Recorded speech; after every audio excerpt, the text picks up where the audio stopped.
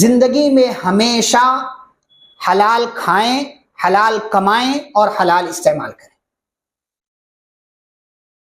بہت اہم چیز ہے.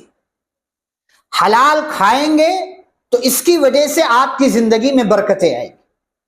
حلال کمائیں گے اس کی وجہ سے بھی برکتیں آئیں گی. آپ جانتے ہیں اللہ نے قرآن میں 3 جگہ الگ الگ طریقے سے مخاطب کر کے حلال مال کھانے کا حکم دیا ہے. ایک جگہ اللہ نے کہا یا ایھا الناس کلوا مما فی الارض حلالا طیبا، اے لوگو زمین میں جو کچھ حلال چیز ہے، پاکیزہ چیز ہے، وہ کھاؤ.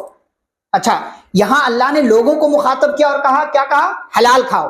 لیکن پھر اس کے بعد کیا کہا؟ وَلَا تَتَّبِعُوا خُطُوَاتِ الشَّيْطَانِ، شیطان کی پیروی مت کرو. کیا پتا چلا؟ اس کا اپوزٹ میننگ یہ ہے کہ اگر حلال نہیں کھاؤ گے، حرام کھاؤ گے تو کیا ہو جائے گا؟ شیطان کے چکر میں پڑ جاؤ گے. لیکن جب حلال کھاؤ گے تو شیطان کی اتباع سے بچنا تمہارے لیے آسان ہو جائے گا. دوسری آیت یا اللہ نے کہا یا ایھا الذین آمنوا کلوا من طیبات ما رزقناکم واشکروا للہ، اے ایمان والو جو ہم نے تمہیں پاکیزہ اور حلال چیزیں دی ہیں وہ کھاؤ اور کیا کرو؟ اور کیا کرو؟ واشکروا للہ، اللہ کا شکر ادا کرو. کیا پتا چلا؟ حلال کھاؤ گے تو اللہ کی نعمتوں پر شکر ادا کرنے کی توفیق ملے گی. لیکن حلال میں حرام مکس ہو گیا تو پھر اللہ کی نعمتوں پر آپ اس کا شکر نہیں ادا کر پائیں گے. تیسری آیت سورۃ المؤمنون میں اللہ نے کہا یا ایھا الرسل کلوا من الطیبات واعملوا صالحا، اے رسولو پاکیزہ اور حلال مال کھاؤ اور کیا کرو؟ واعملوا صالحا، کیا کرو؟ نیک عمل کرو. کیا پتا چلا؟ حلال کھاؤ گے تو نیک عمل کرنے کی توفیق ملے گی. تینوں جگہ اللہ نے ایک جگہ لوگوں کو، ایک جگہ ایمان والوں کو اور ایک جگہ رسولوں کو مخاطب کر کے تینوں الگ الگ طرح کے لوگوں کو مخاطب کیا، لیکن تینوں کو ایک ہی بات کا حکم دیا، حلال کھاؤ، حلال کھاؤ، حلال کھاؤ.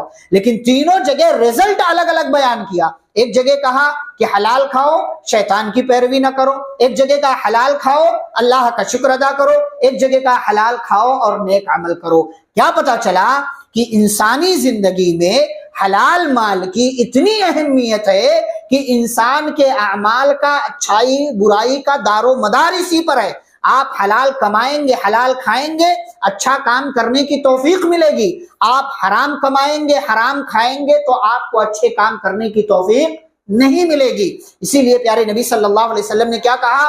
ایک بندہ جس کی زندگی میں حرام مال شامل ہے، ایسے بندے کی عبادت اور دعائیں اللہ کے ہاں قبول نہیں ہوتی ہیں. امام شافعی رحمہ اللہ نے گواہی دی امام احمد بن حنبل رحمہ اللہ کے تعلق سے کہ میں نے ان کے گھر میں یہ جو پیٹ بھر کر کے کھانا کھایا ہے، اس کی وجہ کیا ہے؟ کیونکہ مجھے پتا ہے کہ امام احمد بن حنبل رحمہ اللہ کے گھر میں صرف حلال مال آتا ہے، حرام مال نہیں آتا.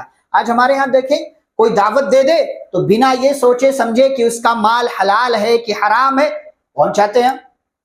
وہ سودی کاروبار کر رہا ہے، وہ ہیوی ڈپوزٹ پر گھر لے رہا ہے، دے رہا ہے، اس طرح کے کاموں میں، سودی کاموں میں ملوث ہے. اس کی دعوت میں جانا چاہیے کہ نہیں جانا؟ بس دعوت مل گئی پہنچ جاتے ہیں. غلط بات. آپ کو دیکھنا ہے ہاں اس بندے کے ہاں کچھ مال حلال ہے، کچھ حرام ہے، تب آپ اس کی دعوت قبول کر سکتے ہیں. لیکن پورا کا پورا مال حرام کا ہے تو پھر ایسی صورت میں آپ اس کی دعوت قبول نہیں کریں گے. کیوں؟ اس لیے کہ اس کے یہاں مکمل مال حرام ہے اور حرام مال استعمال کرنا آپ کے لیے جائز اور درست نہیں ہے. تو تیسری نصیحت یہ ہے کہ حلال کمائیں، حلال کھائیں اور حلال چیزوں کا، حلال مال کا استعمال کریں.